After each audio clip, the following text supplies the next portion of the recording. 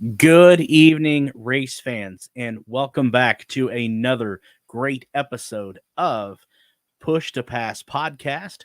I am Derik Vance, and like I said, this is episode number 3, recapping Road America. I hope everyone enjoyed watching the race last Sunday. A lot of intrigue, a lot of strategy, obviously, went into this race. We will get into it, break it down every angle possible. Not only will I break it down and give you my point of view and what I saw on Sunday there at Road America, but we will be also joined later in the show by Caleb Hatch. You may have heard him on 1190 WoWo in Fort Wayne. Also, he has a new project out as well. Him and another fellow racing podcaster, the New Track Record podcast. We will definitely talk about that. And then also, too, we will discuss Caleb's background, why he got into covering racing, and then obviously his point of view that he's seen the race on Sunday there at Road America. But first and foremost, it is recapping Road America, like the title says. And glad to have everyone be able to join us. Like I said, what a race there on Sunday with Joseph Newgarden pulling out the win, as you see in the background there behind me. Not only did Joseph Newgarden take home the victory there on Sunday, but also to keep in mind that Joseph was able to take home $1 million as well. Obviously, he shared it between the team with $500,000, and then two charities of his choice. One in the Nashville area, obviously where Joseph is from. He donated 25 or yeah, no, excuse me, 250. Let's try that. $1,000 to Wags for Walks or Wags and Walks in Nashville, and then another 250,000 to Serious Fun Children's Network. And the reason why Joseph not only won the race on Sunday, we'll get into that, but scored a cool $1 million is uh, the I don't challenge, I guess is how you'd say it. The People Ready Force for Good challenge bonus, and what that is it rewards the first driver, in which that was obviously Joseph Newgarden, to win all 3 types of races on 3 different circuits: a road course, a street course, and an oval. In 2022, if you remember, Newgarden did win at Long Beach, and then took home a win at Texas Motor Speedway, and then obviously this past Sunday winning at Road America as well. Like I said, it's safe to say after Sunday's race that Joseph Newgarden, his wallet was a little more heavier. After beating out pole sitter Alexander Rossi out of the pits on Sunday, Joseph Newgarden cruised to his 3rd victory in the NTT IndyCar Season Series in the number 2 PPG Team Penske Chevrolet, and like I mentioned, it did earn a cool $1 million, courtesy of the People Ready Force for Good challenge bonus. Like I mentioned just a little bit ago, the challenge rewards the first driver to win all 3 types of courses: a road course, street course, and oval tracks in 2022. Also, on a side note, if you remember, Newgarden was able to exercise a few demons with winning the race on Sunday, with 1 year ago having come oh so close to winning the race last year at Road America if it wasn't for a transmission problem late in the race.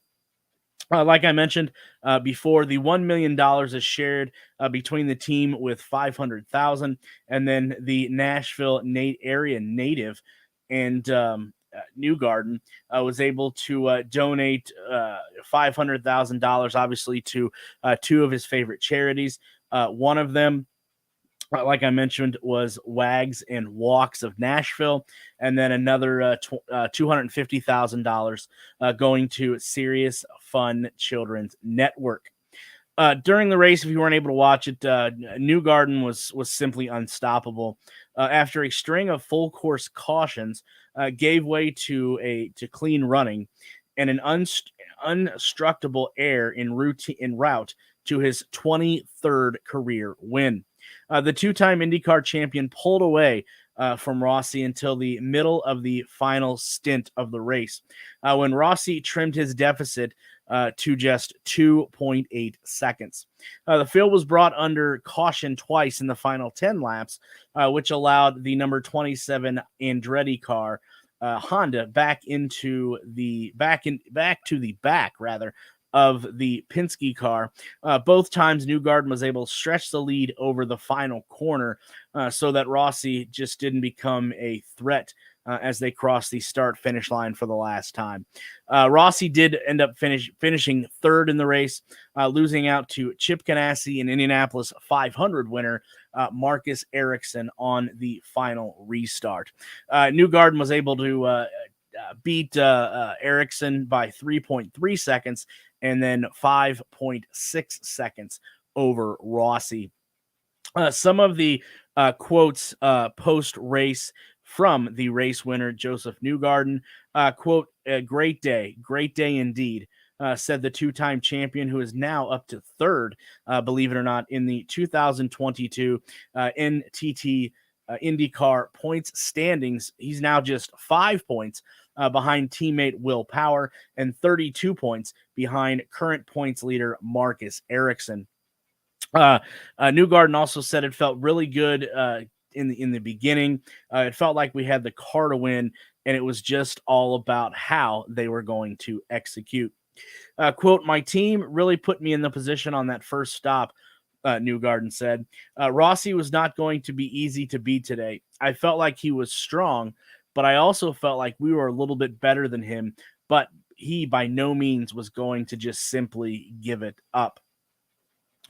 Just to recap a little bit outside of the winner, the lap 11 restart, you talk about something that was unbelievable.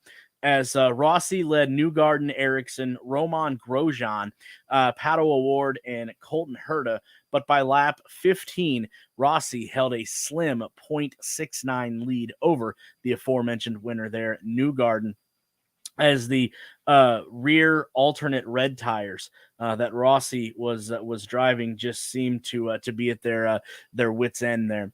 The two pitted at the end of the lap to go on to the primary black tires. That's when Rossi's Napa team experienced a slow left rear tire change and had to hold a moment while Scott McLaughlin was pitting right there in front of them, which that move right there pushed Newgarden to the lead. After finishing P3, Rossi and two of his Andretti teammates who ran well also, number 28 Roman Grosjean finished fourth. A hard-charging Colton Herta finished fifth, basically returning to the spot he had earned during qualification, but due to a car adjustment, had to move to the back. Or excuse me, he lost position 5. A 6-position grid penalty was asserted for an improper engine change. The top 6 was completed also by Arrow McLaren SP number 7, Felix Rosenqvist.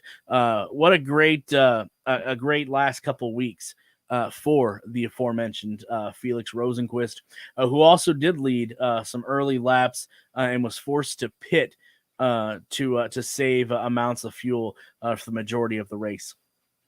Some race notes before we get into hearing from some of the drivers that took place on Sunday. Graham Rahal, if you remember Rahal Lanigan Letterman racing, was the biggest mover of the day, going from starting at position 22 to finishing again at position 8 for Rahal Letterman Lanigan racing. Let's see if I can get that right. The two drivers in the title hunt, and you want to talk about taking a major title hit, Ericsson and specifically Alex Palou made contact that left Alex Palou, the reigning IndyCar champion, to finish in an unfamiliar place to him in last. And then also to the other Arrow McLaren SP driver, Pato O'Ward, suffered an apparent engine failure 9 laps from the end, and he ended up finishing in the 26th position. Let's head on over and listen to some of the drivers here right before we get to our guest here in about 5 minutes. But here are some of the top finishers from Sunday's race at Road America. Overall, pretty good day for the Solcio Chevy. We started 8th, we finished 7th, nearly got 6th on the line. You know, we've been chasing setup all weekend, but it's a solid point stay for us in 7th, and we'll just keep building from there. So, yeah, on to Mid-Ohio, a couple of weeks off, and we'll be okay.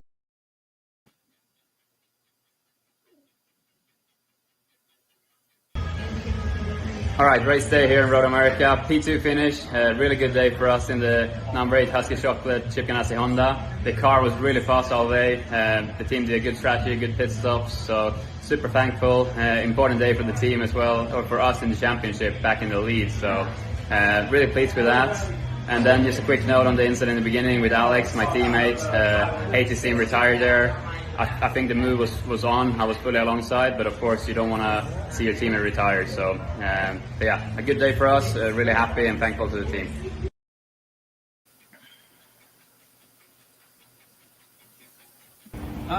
Pretty average day. Just really went nowhere. We tried to go really trim and didn't pay off. So a couple of times we were really fast down the straight, but then the problem was getting through the corners and braking. So. Strategy, we just kind of didn't go too crazy, and it kind of put us in that position. So unfortunately started 9th, finished 9th. Lost a few points today. I think we're 60 something back now, but kudos to Marcus and the 8 car, so they did a hell of a job and got a good point stay for them. The race, or yeah, we had a tough day today, especially me in the office. We had a very loose car, very difficult to complete the whole stint on the tires. So a bit disappointed we couldn't progress forward, but also we didn't regress in the standing in the end. So overall it's okay. It's just not exactly the kind of race we wanted, certainly, but go look at some things. Certainly we didn't expect the car to be this loose for the race. All right, everybody, I am here and we are done. The race is finished, and you know, this race, even though it's 55 laps, Road America, you know, it still is a long race. Because it's 55 laps, I don't know, it still feels shorter to me. It went by very quickly, and the race was okay. We sadly, I made a mistake coming into the pits. I was trying to get the maximum I could on pit entry, and Grosjean kind of came out of pit box, and I got spooked, so I messed up and locked up the brakes on entry, and I almost hit everybody, but I ended up hitting nobody. So thankfully the team is still happy. And, you know, we ended up with the P16, I'm pretty sure. There was a lot of good battles at the end, you know, with the yellow coming out and we still having pushed the pass when others didn't. It was a lot of fun, so I really enjoyed it. Road America never disappoints. So that's it for me. I'm going to rest up, go watch the Indy Lights race, and I will see you guys in Mid-Ohio.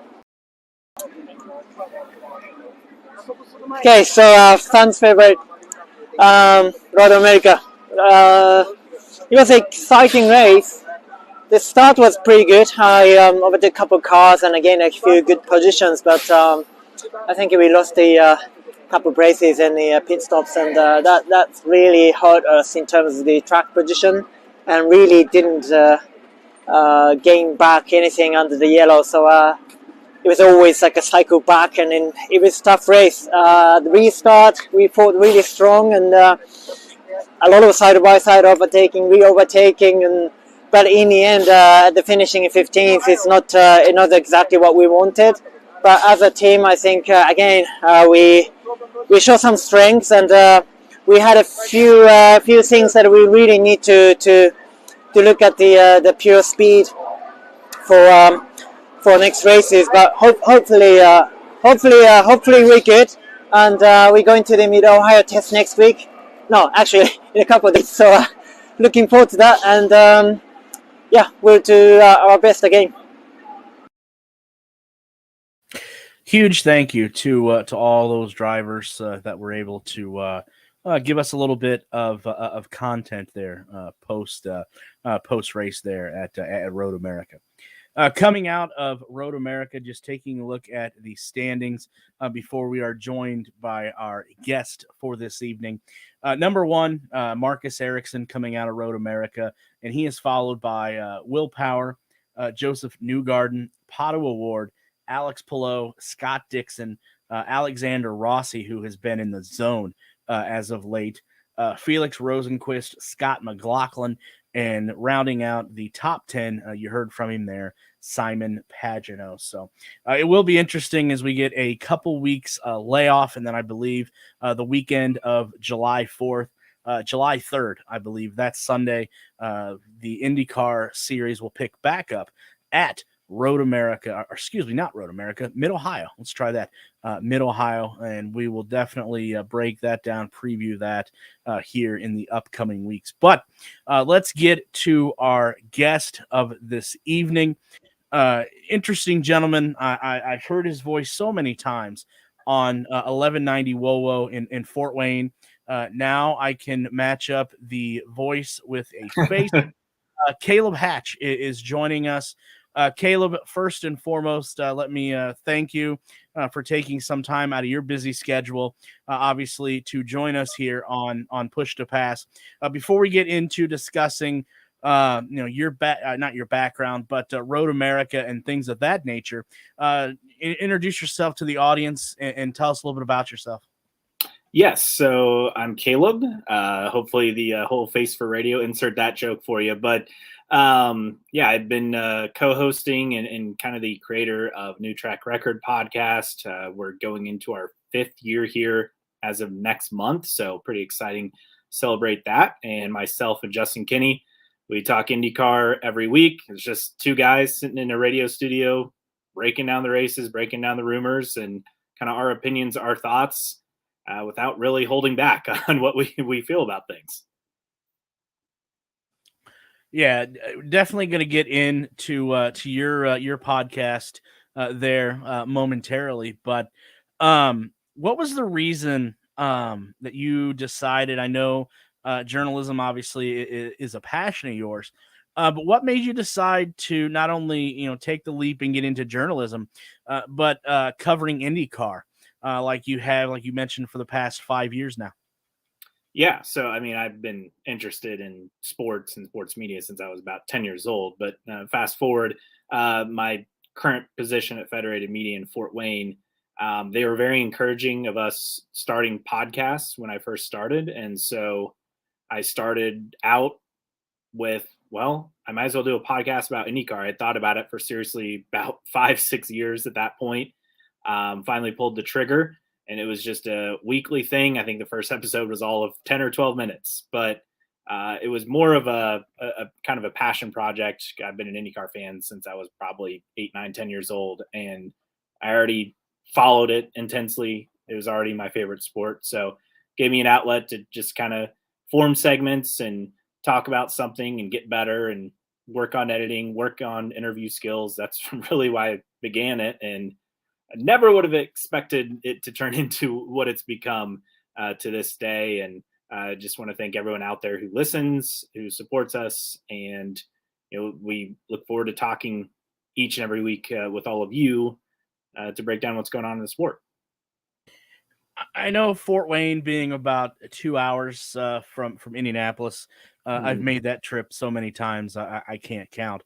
How does IndyCar? What kind of reception does it get? Not only in Northeast Indiana, I believe, but I know so you also are in the range of Northwest Ohio as well. So what's the how is IndyCar received up there in your neck of the woods?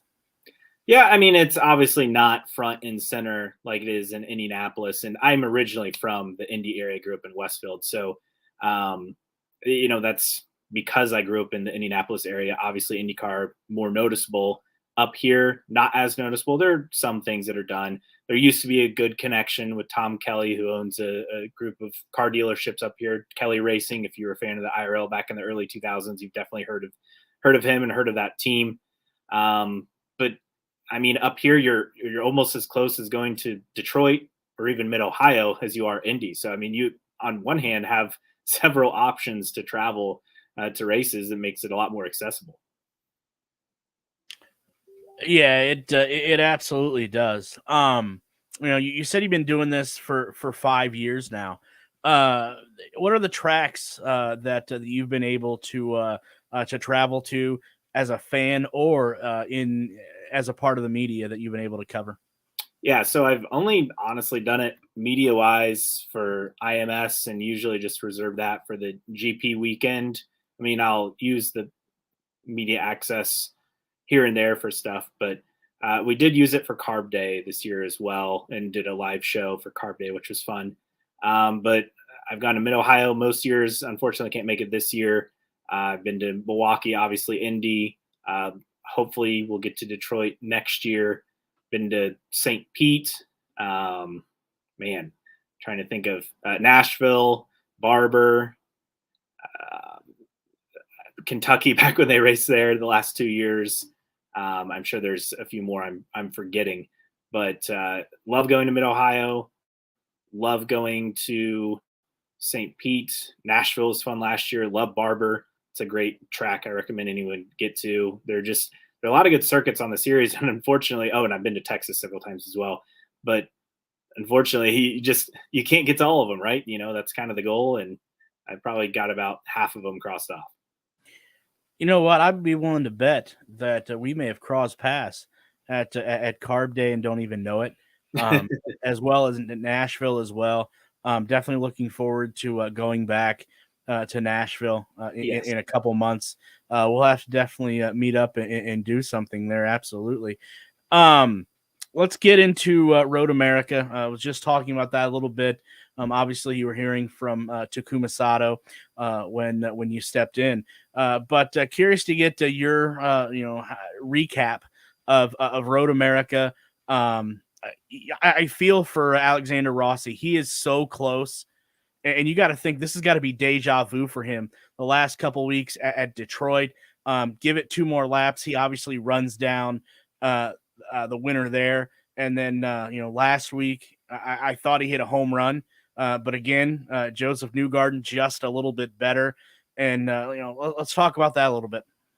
Yeah, with Rossi, I mean, I think Detroit he had a much better chance. But what was interesting last week before those late yellows, he was cutting the gap down and making some progress. Now, I don't think he could touch Newgarden if they got close enough without the late yellows. But I mean, those restarts hurt him more than they helped him, and he was chipping away at the deficit. Again, I don't think he was going to win the race, but he's close.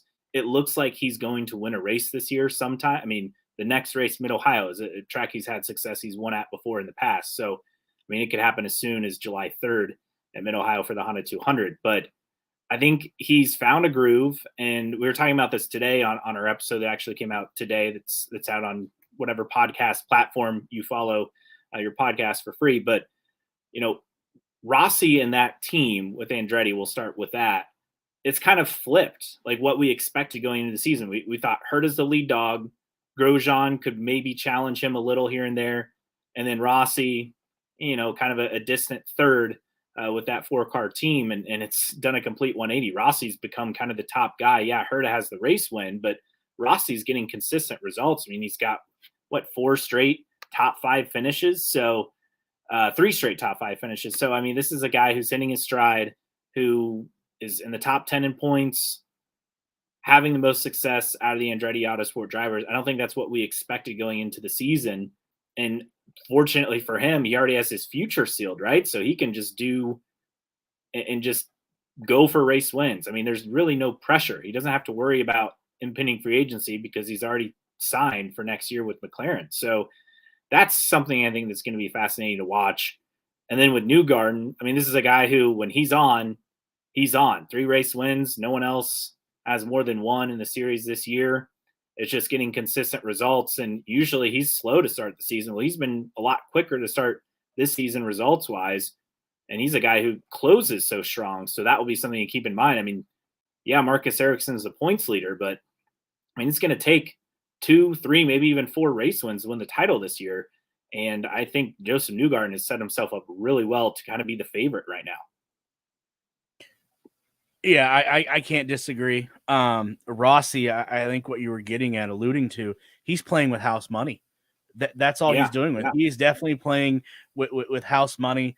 Obviously, he wants to, last year with Andretti, go out on top. I think you're starting to see the skill set that Alexander Rossi has. It was on display his rookie year when he won the 500, and now you're starting to see everything come together with this last year of Andretti. And I think you make a very interesting point that I don't think a lot of people are making.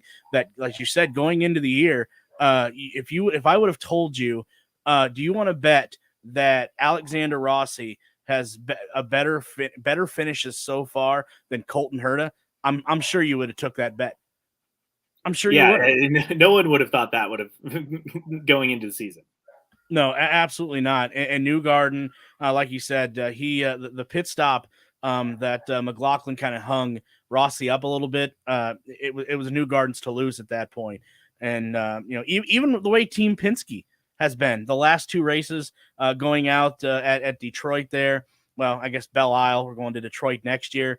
Hell of a job Power did on the red tires on the last 20 laps. The way that track was shredding them.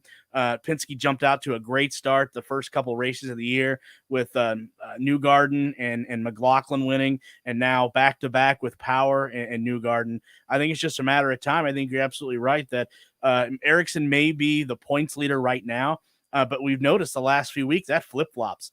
And who's hotter than anybody right now? If it's not Alexander Rossi, it's Joseph Newgarden. Yeah, and Joseph's actually getting the race wins. I mean, Rossi's getting results for the first time consistently in quite some time. I think you can go back to either late last season or even 2020, where after that terrible start he put together some results. But with Penske, it's so weird to have them be a non-factor at Indianapolis for multiple years in a row now, but to be so good, you could argue dominant outside of Indianapolis this season. I mean, they've won 5 out of 8 races. So they've been dominant. They just didn't have any success at the track where you'd expect them to dominate at Indy. Yeah, you're absolutely right. And something else going into Road America that was maybe addressed at Detroit, you touched on it. Alexander Rossi obviously moving to Arrow McLaren next year. That's obviously not a big secret anymore. But the talk going around the paddock is Arrow McLaren. We see the money not only that they're putting into Formula One or Formula 3, but the money they're putting into IndyCar, building a new facility around the Indianapolis area, and then them discussing a third car next year. Everybody I've talked to thinks that it's obviously not Felix Rosenqvist next year, which that sucks for him. I think he's doing the best he can do. But you have Pato O'Ward in that stable next year, obviously signing his long-term deal at Indy. You have the announcement of Alexander Rossi coming into the fold next year. The name that has been floating around is, for that third car, Scott Dixon. Yeah, there are a lot of names that have been thrown out there. Everything from Dixon to Ricardo to VK. I mean, to me, Rinus VK has simply not had the results post coming back from his injury last season to now to really warrant, what would most of us would consider a big step up as far as the ride goes. I mean, Connor Daly's teammates outperformed him 4 straight races. So I guess, in my opinion, scrap his name off. I know Zach Brown apparently really likes VK. We all understand why they're going after Dixon. I mean, this is a guy who on his own team, went into 2021 as the clear number 1 driver. And right now, halfway through 2022, I mean, he's not a number 3 driver, but I mean, compared to his teammates, the way they're performing, he is a number 3 driver, which is wild to think about. I mean, this is one of the all-time greatest drivers in IndyCar. That would be a coup. And you go back to what Tony Kanaan kind of tweeted in Portuguese the other week, saying, the name, we're all talking about VK and Pillow at that time. And, is Scott Dixon the name? Is it Ricardo? Is it someone completely off the wall that's not even on that list? Who could it be? To me, I think Felix Rosenqvist has done enough to warrant keeping that seat. I mean, I think he had a great month of May. He had a solid result at Belle Isle, despite his team screwing him over in qualifying with the penalty there, moving from 25th to 10th. So good result there, considering the circumstances. A weird fuel save mode for him at Road America, and still comes home, gets a sixth place there as well. So I mean, the results are consistent, and he has that pull at Texas.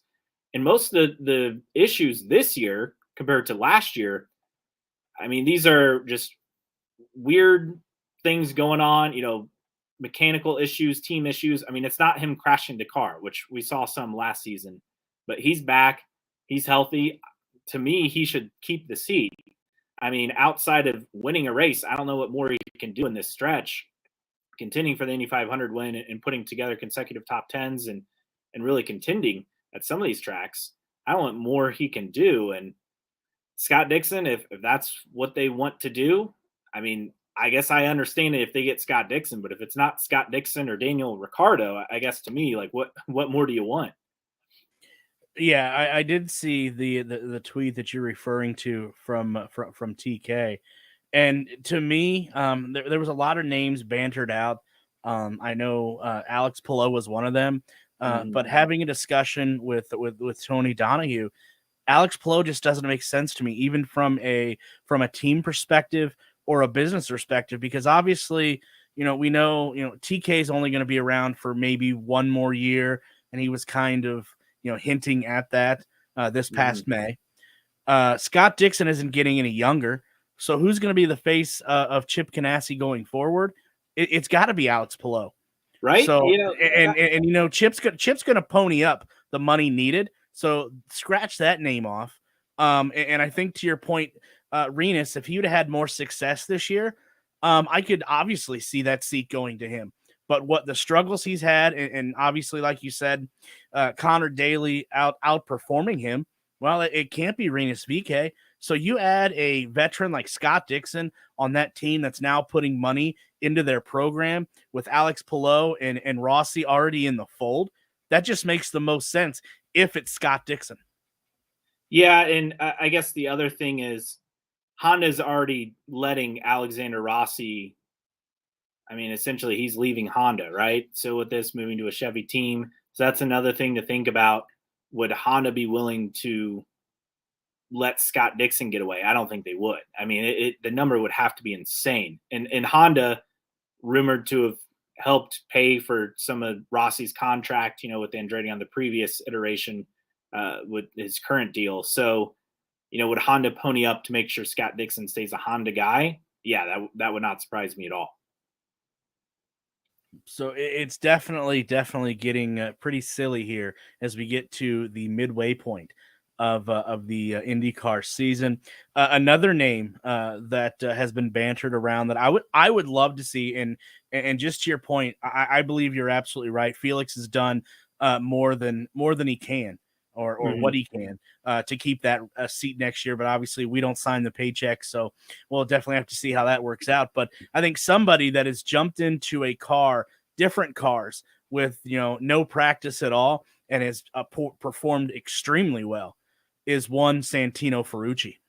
Yeah, this is another guy who should definitely be on the radar for a full-time seat next year, whether that's back at Coyne again, where he spent his rookie year, AJ Foyt Racing. I mean, these are kind of the teams I think would be in mind for him with a full-time ride. Obviously, it would probably take a little bit of budget on his part to get one of those seats, and he probably brings something to the table. Nothing like he brought his rookie year. I mean, Clydell not on board. I think he also had David Yerman as well as rookie season. So this is a guy, though, he's got results, and yes, it didn't go that well for him at Belle Isle with Juncos, but he could also maybe be a Juncos candidate if he can find a full season sponsor, because I think this is a guy who, look, love him or hate him, he gets results, and he's done such a great job from last season, what turned into, running nearly half the season with Ray Hall, and I was shocked he didn't get that seat, but it seemed to be,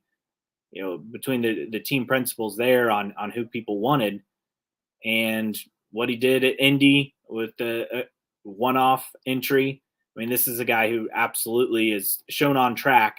Again, off track stuff and stuff in the past pre IndyCar. I get it. There are people who don't like the guy because of that. I understand it. But the results and what he's done in IndyCar, I don't think there's really any argument to say that he's not deserving and competent enough to be a full-time guy in the series. Yeah, I absolutely agree with that. I had the opportunity at Indy this year to speak a little bit to Santino Ferrucci, and yeah, I'm a strong proponent of seeing him in a full time ride in 2023. You did bring up Ray Hall, Letterman, Lanigan Racing, and they finally got a consistent finish this past weekend at Road America. What has been the struggles that you have seen with Ray Hall, Letterman, Lanigan this year? Well, some of the things that we thought would be strengths, right? We thought qualifying would be improved, bringing Jack Harvey on board. And I get with Lundgaard, it was literally a one race sample size, but fast six in your first race in the series ever. I mean, that leads to a lot of confidence. This is a guy who can be a great qualifier, but that's not been the case at all. And so qualifying's been a mess. Graham, who usually is able to charge through the field on race days if he qualifies mid-pack or worse, that's not been the case. It's just been, the pace has not been there. I mean, at Indy, they simply didn't have the pace. So there have been a myriad of issues for this team. And Graham told Marshall Pruitt of Racer.com last week going into Road America, they're thin on engineers. And Justin and I talked about this on our episode for this week. Okay, if you're going to admit that you're thin on engineers after losing Tom German to Toyota Racing Development in the offseason, which is a big loss, mind you, a very big loss for that organization. But if you're going to be thin on engineers and that's why you're not getting the performance out of 3 cars, so you expand from 2 to 3, you lose a 2-time Indy 500 winner in Takuma Sato, who has a lot of experience, IndyCar and F1, who's won a handful of races with the team, to Graham, who hasn't won since 2017, who's consistent, top 5, 6, 7 in the championship. But I mean, he hasn't won since 2017. I mean, it is what it is. Jack Harvey's not won a race, 1 podium in 56 races now. And then Christian Lundgaard, a rookie. I mean, you lose a lot of experience. You obviously lost it on the engineering side with German leaving. You lost it as far as the driver lineup goes with Sato going elsewhere. So, I mean, they bet on Harvey being an improved qualifier, and Lundgaard, who I think I guess he's met expectations as a rookie. I don't think people were expecting him to go out there and win races or anything, or even compete for podiums, but he's got a couple top 10s. He's been solid this year as a rookie, but I think we expected a lot more out of Jack Harvey and a lot more out of the team as a whole. And I guess if you're thin on the engineering side, yes, you have the partners, but if you don't have the staff to back that up, you can't compete. And I guess that's kind of what we discussed and talk about, because you have to have the people behind the scenes to make it work on the racetrack, right? And it sounds like they're lacking that element, which is why the results have simply not been there. Yeah, and who would have thought losing a driver like they did with Takuma Sato would push them behind the proverbial 8 ball as it has, but it's definitely going to be something to watch. Again, getting to the midway point to see if they can maybe use the finishes last weekend as a little bit of a springboard into the second half of the IndyCar season. One more thing I want to talk about in Road America. Somebody that didn't make their debut was able to get back behind the wheel is Simona Di Silvestro. I got to give her credit in the world. She kept her nose clean. Didn't hurt the car at all. Obviously, I don't think it was the finish that they all wanted. Maybe it's the finish they expected, but obviously didn't want. But give her credit, being gone 10 years, I think, from the last time she was behind a wheel of an Indy car, and doing what she did on Sunday with Petra Motorsports. Talk a little bit about that. Yeah, so Simona, I thought it was really impressive. I mean, from practice 1, they're behind on pace, and obviously so. She's never driven an Indy car with the aero screen on a road or street course. Yes, she was in the Indy 500 with Peretta last year. I mean, that was it as far as recent IndyCar experience, and a track that she's not raced at in IndyCar either in Road America. So she's putting up 150s while everyone else is putting up 147.5s basically in the first session. So they chipped away at the deficit. Yes, she qualified last, but finishing 21st, yeah, it's not a spectacular number. You finished all the laps, and not only all the laps, but literally all the laps, not a lap down. So I think that's really impressive as well over the course of a race at Road America. Yeah, it's a 4-mile course, so it's a huge course, a lot harder to lap people, but I mean, no mechanical issues, no real pit stop issues that we're aware of. I mean, it was a clean weekend, and it's a good start. And then she goes to Mid Ohio here in a couple weeks, where she's going to be more familiar with the car, obviously having more track time and a racetrack that she's actually raced at. So, I mean, you have a lot of things going for you at Mid Ohio if you're Simona Di Silvestro. And that Carpenter Racing team, and I think is kind of hitting their stride here. It took a little bit, but I think they're hitting their stride this season. So yeah, absolutely a really solid performance for her. I get it. 21st doesn't sound like a lot, but for that team to complete all the laps, not finish any laps down, no mechanical issues. I mean, that's a really, really good performance for her opening weekend in IndyCar this year. Yeah, absolutely, and not to not to forget, but I can't recall the last time you had an IndyCar race where you had two females starting in the starting field as well, with obviously Simona and then Tatiana Calderon as well. So definitely a lot of changes coming in IndyCar, especially behind the wheel, female drivers, and it's going to be interesting to see moving forward. As you said, Mid Ohio. You have Nashville. That's a street course as well. To see if Peretta can build momentum. Peretta and Ed Carpenter Racing can build momentum off what they did last week at Road America. And hopefully that can be a full-time entry next year, whether that's in partnership with, Ed Carpenter Racing and Simona doing road and street courses and the Indy 500 like Ed did before with the 20 car, or even a full season ride. I mean, hopefully that can come together. I think that'd be great. And Simona's obviously a very talented driver. She's shown that in IndyCar and her past runs in the series. So it'd be great to see her back full time. And again, Mid Ohio should be more familiar. Nashville, a little more open, new track, but they're making track changes that should make it a little bit easier for drivers to adapt to, less narrow, and should open up the passing a little more as well for the Music City GP. Yeah, definitely can't wait hearing the changes they're making. I know last year that was a lot of complaints you got from the drivers is the hairpin turns were so sharp, and I know firsthand after that first practice session, they did have to go in and grind some of the road down because it was so uneven there in the streets of Nashville. So can't wait to see the changes. I know that were announced this week for that race.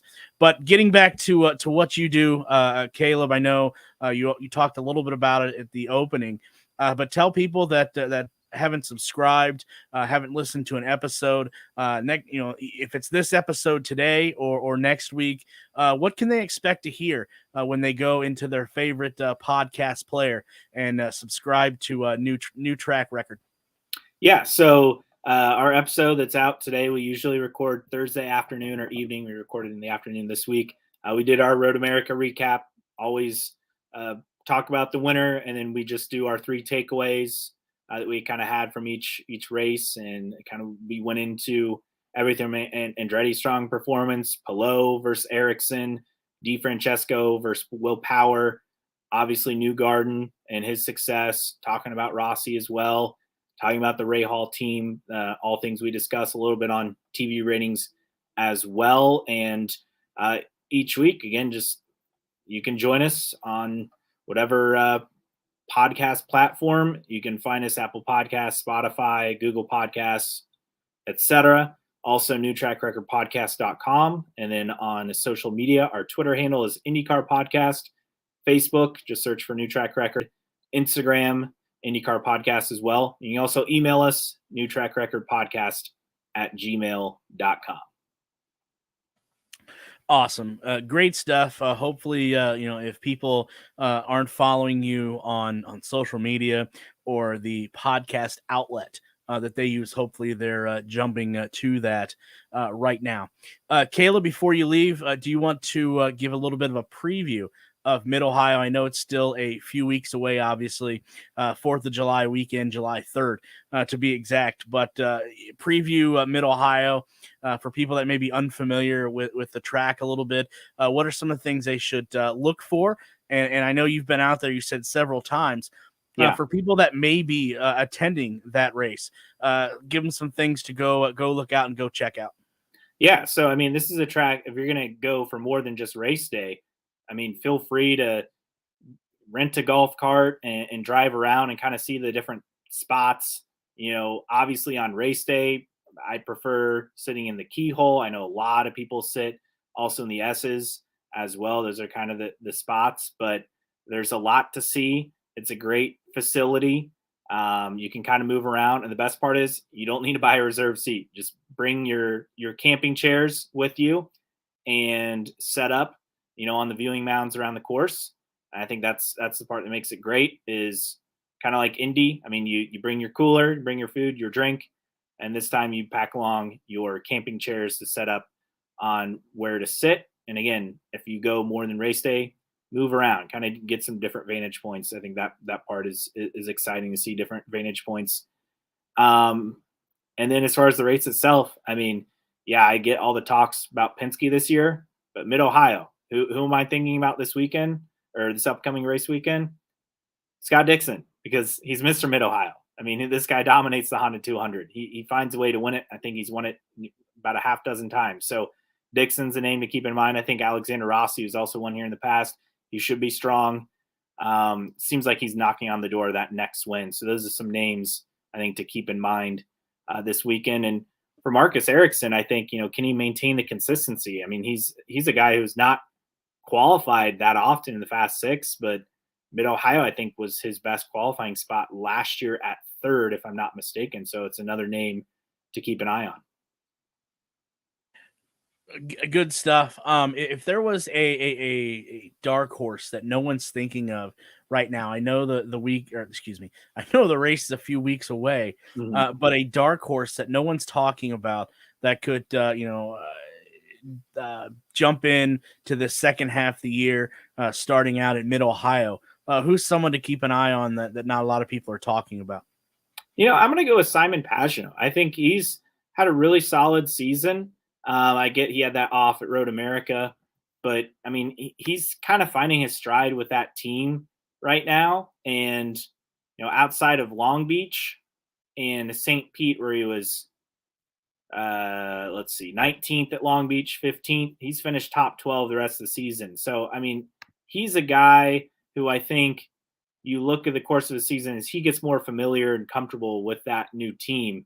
I think the results are going to continue to improve. And I think that's a guy who could maybe sneak in and get a race win. We really haven't had, surprising race winners so far, right? And I think that's outside McLaughlin at St. Pete. I think that kind of caught us by surprise. But otherwise, I mean, the guys winning races shouldn't be a surprise so far because they've won in the past. And I think Pagenaud, I think he could maybe be that next surprise winner because it's just been dominated by Penske, Ganassi, and McLaren, along with one win for Andretti so far this season. Yeah, definitely can't wait for Mid Ohio. I know we have a few weeks to wait, but definitely be excited till then. Last question I have, Caleb. A lot of people were talking about the announcement of the Rookie of the Year or Rookie of the 500. Mm-hmm. In my opinion, I believe David Malukas got snubbed. He got off. He got a huge snub. Are you in the same boat there? To be honest, the way the description is for Rookie of the Year, not just being about track performance, I mean, I'm going to say he wasn't really snubbed. I mean, if it was just based on finishing position, yes, he was snubbed. But you look at qualifying, you look at everything else. I mean, look, Jimmy Johnson's going to bring more attention to the sport than David Malukas. That's just the way it is. Like, that's nothing against David Malukas. But Jimmy Johnson's a 7-time NASCAR Cup Series champion. So he's just naturally going to bring more attention to the series. I mean, he was on with Jimmy Fallon, for example. I get it. People want to equate this to a result only award, and that's just not the way that the award is presented and defined. So, based on the definition of the award, I don't think he was snubbed. Now, based on how I would hand out the award myself, yes, I think it should go to the top finisher. I don't think there should be any other criteria. It should go to the top finisher, or at least you could have like we should have had rookies of the year with Kurt Busch and Sage Karam, for example, or Fernando Alonso and let's see, was Ed Jones in 2017. It's weird and coincidental that it's been coined that's been screwed over on this multiple times, but based on the criteria, I mean, I can't say he was snubbed. I know people disagree, but the award does state that it's not just about on-track performance. So I guess that's kind of my take. I get that's boring, but with how it's set up, I mean, I can't really argue with who they chose. Yeah, I can't make the argument either, like you said, with the criteria. But I just, again, in my world, in my opinion, I thought Malukas had a better month. But again, got to base it off criteria, and at the end of the day, who's going to bring more eyeballs, like you said. So, yep. Caleb, again, huge thank you for joining us. We'll definitely have you back again. For people that want to reach out to you on social media, where can they find you at? Yeah, so our Twitter handle is IndyCar Podcast, and you can find everything on there. There's some links on there as well to our website, our Patreon page as well, patreon.com/New Track Record. If you want to support us that way, we really, really appreciate it. And hope you can check out the show. And we'd love to have you be a weekly listener. So thanks for having us on. Yep. Thank you. And we'll definitely cross paths, I would imagine, in Nashville here in about a month or so. All right. Sounds good. I will see you then. Huge thank you again to Caleb from New Track Record Podcast. Please go and check his workout, check Justin's workout. I think you will extremely enjoy it. Huge thank you to everyone that is watching or going to watch in the future. Hopefully, we were able here on the Push to Pass podcast to bring you something that you didn't know about IndyCar, and that is what we strive to do here. Also, again, can't reiterate enough. Huge thank you to Caleb Hatch of New Track Record Podcast for joining us. Hopefully, everyone enjoyed the content and insight that he brought, along with myself. And that does it for this episode of Push to Pass Podcast. Hope everyone enjoyed it. And we will be back here in a couple weeks' time previewing Mid-Ohio. So until then, race fans, I am Derik Vance signing off, and we will see you at the next race.